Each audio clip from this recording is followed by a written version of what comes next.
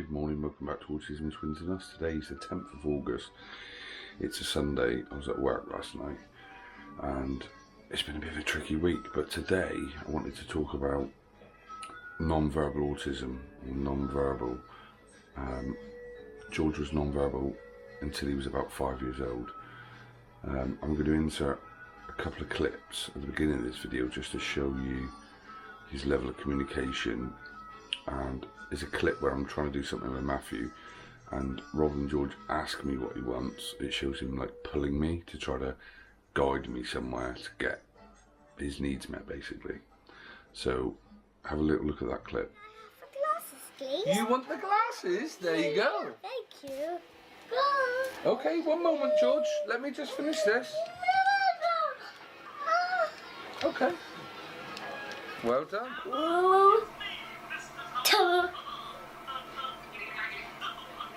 You watching Mr. Tumbo? You are watching Mr. Tumbo. Hello. It's me. It's Tumbo. It's me, Mr. Tumbo. Hello. It's me. It's just Tumbo. Careful.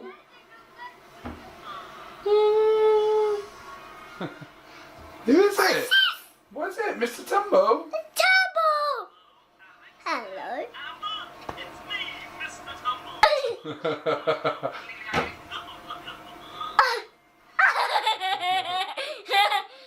You're a little rascal, you are. Hello. No, it's me. It's Tumbo. So the second clip shows him sat up on the kitchen side, and basically he's repeating, echolalia, what he's watching on his tablet, which is a Mr. Tumble, or part of the Mr. Tumble program. Now this is a key thing to when we say non-verbal autism. Like, he could speak when he was 4 or 5, but not ask for his needs to be met, ask for us to do certain things for him, tell us what he wants, tell us when he was upset he couldn't do. Now he can do that, so you would say he's not non-verbal now. He's learnt to communicate in his way anyway. There is still lots of echolalia, copying things he sees and watches, but one tip I would give people if your child's non-verbal is encourage them with play-based stuff, taking in turns. Now it's George's to get them to learn certain parts of communication and build on that, really. Obviously his communication isn't perfect now, but he can certainly ask for his needs to be met, tell us what he wants, answer questions as long as they're not too long. One of the keys to leave a space when you're speaking to him, to allow him to process what you're saying to him. That took us quite a while to get to grips of, especially as a new dad from 2014 when they were born. You know, say when they were like a year old, to ask them a question and repeat the question again 10 seconds later and keep doing that. It was difficult to understand as a new parent to an autistic non-verbal child that you've got to give him processing time. So if you're not doing that, try to give that.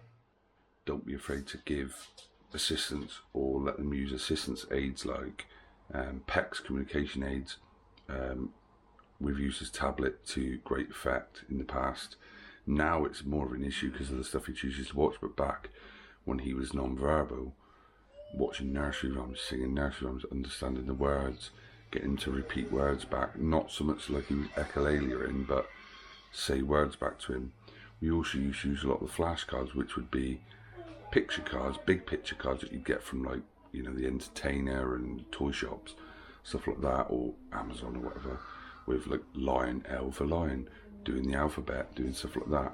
Now, the reason why I wanted to just do this little video today, because I got a couple of videos of George, very short ones, of him reading his new Twirlywoos book, and they're little mini books. His communication and his speech and reading especially has come on massively this year. If you look at the report video I put a couple of weeks back, his improvement in reading's gone up like 150% or something like that. I can't remember the exact percentage, but his reading now is unbelievable, which has helped with his communication. So he can read independently. he still gets stuck with words, but he'll go on a YouTube video, have the captions going, and when he wants us to find what he's watching on the TV, for example, he'll pass us the tablet, read what it says on the TV for us to input it into his tablet. Still getting him to use the tablet to type it in himself hasn't happened, but I think we're far away once he realises he can do it himself. He can do it himself, it's just like he's too lazy to bother, and it's easier to go pass it to us and ask. But that communication of even passing us a tablet and asking us to type in what cartoon he wanted, that was just not possible 4 or 5 years ago. Now he will say, Bing, spilt milkshake, episode 3, like he can tell us the whole, what he wants.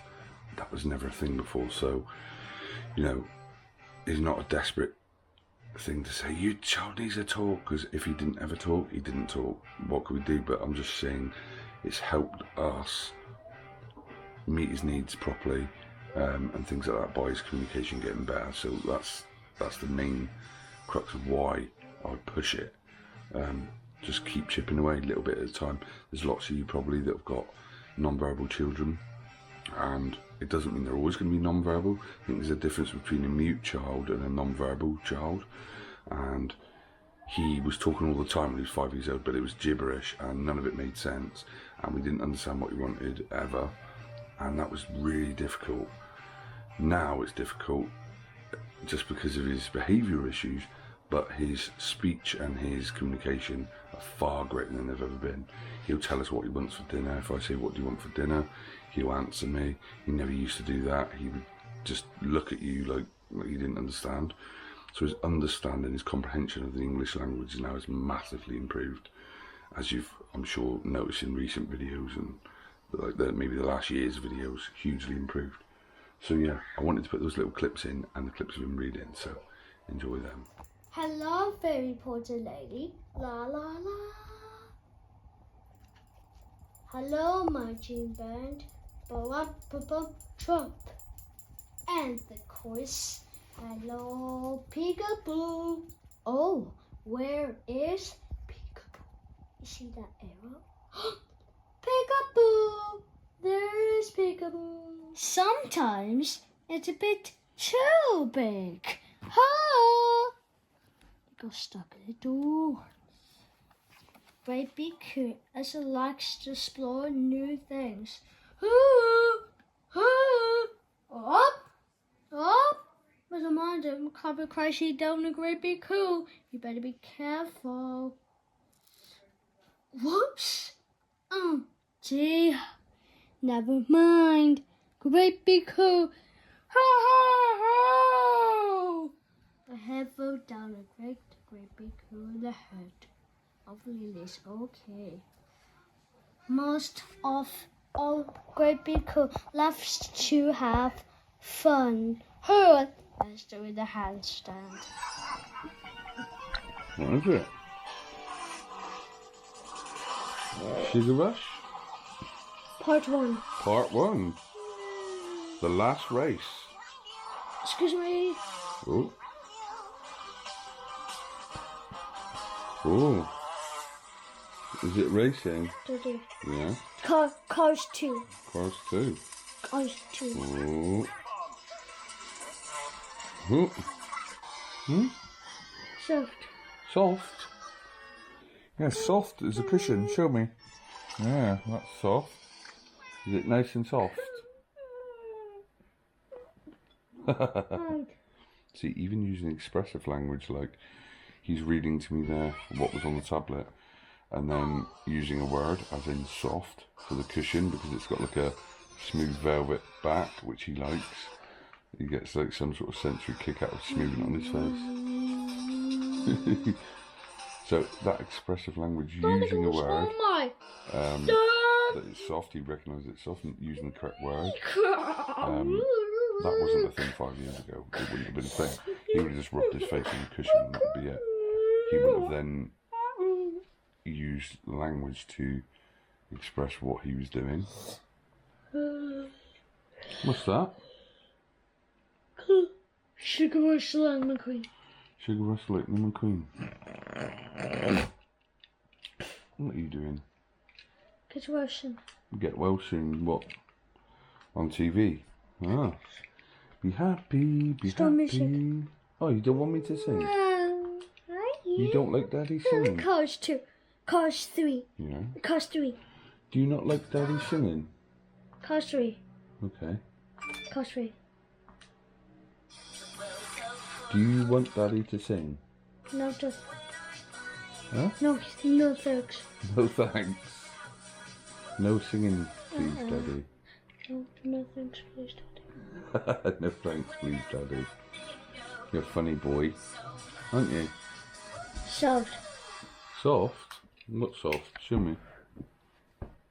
Is that nice and soft, is it? Okay.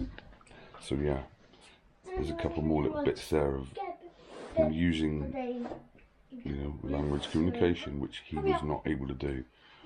So look, if you've got a child that's non-verbal or with little communication difficulties, which is obviously a massive thing with autistic children or autistic people, not just children, learning to communicate, to get by, that's the only reason why I wanted him to talk.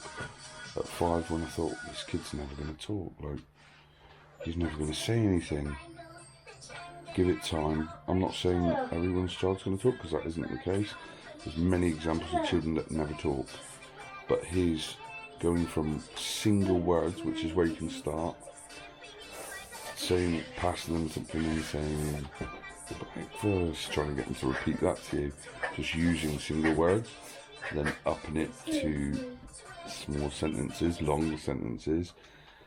Make sure you give processing time, which as parents is our biggest flaw. I think it was certainly our biggest flaw, my biggest flaw, 100%. Asking him a question, 5 seconds later asking him it again because he's not answered you. 5 seconds again asking it again, or a different question, or wording it differently, and he's still trying to process the first one. So how's he going to respond to that? It is difficult because it's frustrating. You're just like, any other child, the kid would be asked, they would answer directly, like Matthew used to do. George wasn't like that.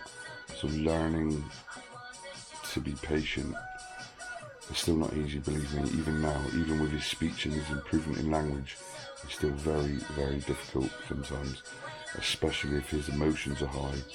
Getting him to talk and tell you what's wrong and stuff like that, it's still very, very challenging, but our situation with his speech has massively improved.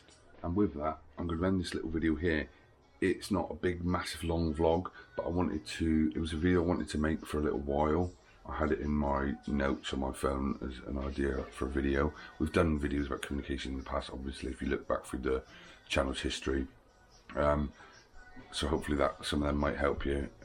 They're all now in playlists by year, so you can go back like 5 years ago and look at videos of George and Matthew when they were like 5 or 6 years old, and see the difference in the level of his communication, his understanding from then to now is massive. It's light years away. I can't troll through hundreds of videos to find little clips, apart from the couple I just pulled out, just to show you briefly what his speech and his communication was like. So yeah, go back and have a look at some of them videos. I'll put one of the playlists in the top corner, one of the early playlists, so you can have a look. But yeah, tomorrow, hopefully, it is Monday tomorrow, the 11th, and I'm going to get them out for a walk tomorrow. They've been stuck in for pretty much 2 weeks. George has been out with Heather 3 times this week. I think that's going to be limited next week because she's got a bereavement, a funeral. So I'm not sure if at all he'll be out with her next week. And I've only got a week left to work before I'm off for 2 weeks, so I'm going to get them out tomorrow for a decent walk, and we'll bring you along for that. So keep your eye out for the next video after this one, and we'll see you on the next video.